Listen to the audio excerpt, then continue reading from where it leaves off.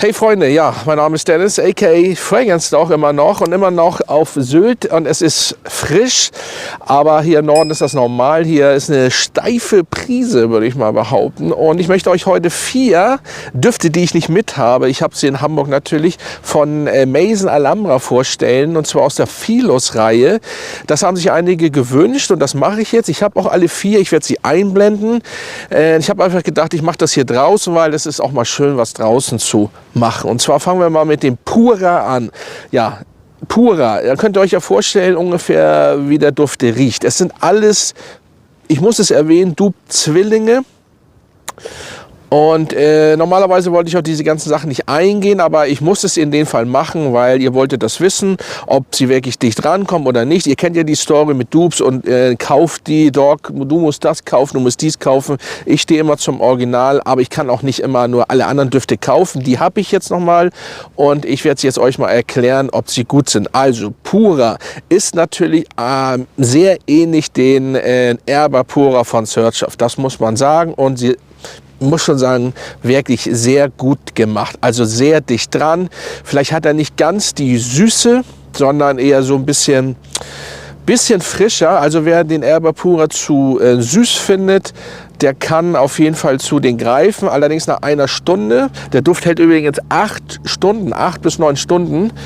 Und dafür ist das gut. 20 € kosten alle Düfte, nicht zusammen, sondern einzeln. Und ich muss sagen, der Pura ist sehr dicht dran an den Erba Pura. So, wer das kleine Schmankel oder so ein bisschen, also 1 zu 1 zu testen, merkt ihr immer Unterschiede. Ihr kennt das ja, das habe ich schon so oft erwähnt. Und da habt ihr natürlich auch so Kleinigkeiten, das ist klar. Wer natürlich auf den Original steht, sollte sich den auch holen, ist ganz klar. Wer natürlich, ich sage es jetzt auch nochmal, das habe ich ja auf meinem Kanal immer erwähnt, wer sich das nicht leisten kann, und das ist heutzutage ja normal, der kann natürlich ganz klar zu den Philos Pura greifen, weil es gibt eben Leute, die sich nicht so viel leisten können aktuell. So, nochmal.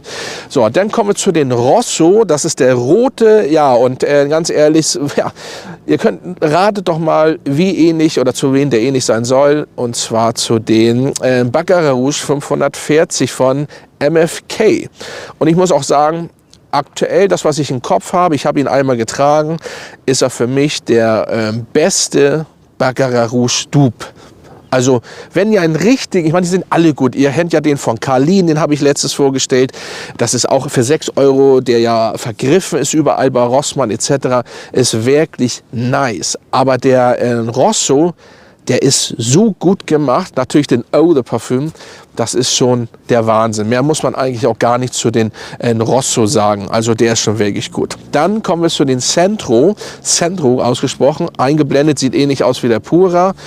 Das ist wirklich der Accento. Also er kommt den Accento schon sehr nah. Ich würde aber behaupten, dass der Accento ein bisschen runder ist, muss man schon erwähnen.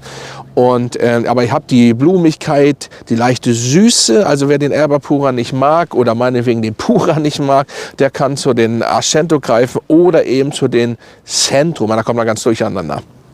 Der ist auf jeden Fall meines Erachtens, ich kenne jetzt auch nicht so viele Accento-Dupes, ehrlich gesagt, oder Nachbauten, wie auch immer ihr das nennen wollt.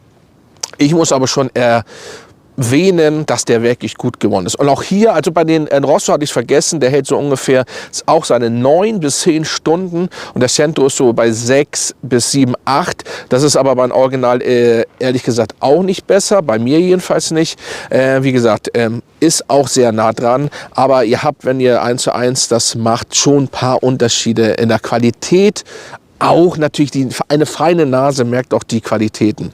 So, und zu guter Letzt, deswegen habe ich die Reihe eigentlich auch mir besorgt, ist der Opus Noir.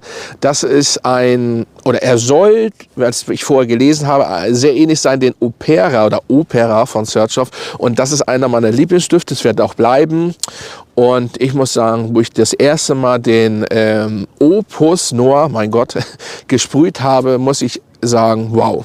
Also das hätte ich nicht erwartet. Die Qualität eines Opera ähnlich. Auch hier, wenn ihr wieder 1 zu 1 testet, werdet ihr kleine Unterschiede merken.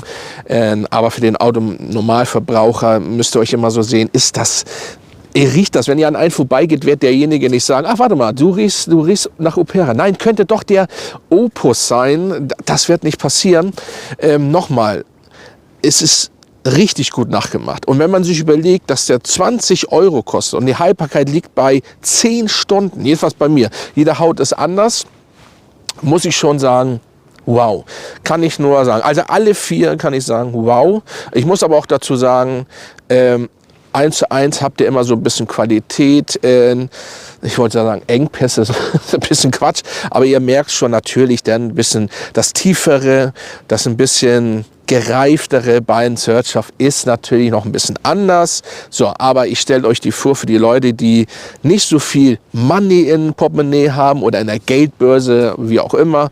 Und ich denke mal, dafür sind die wirklich unschlagbar. Und das, was ich bis jetzt gerochen habe, muss ich wirklich sagen, sind's die Besten. So, und ich glaube, da können jetzt Leute wieder sagen, ja, der ist der Beste. Nein, ich habe wirklich viele verglichen.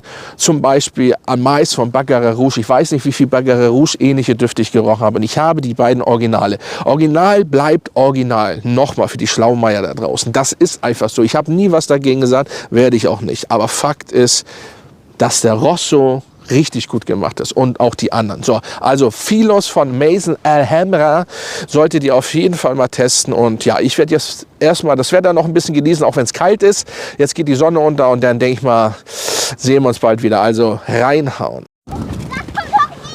Was ist mit denen denn los?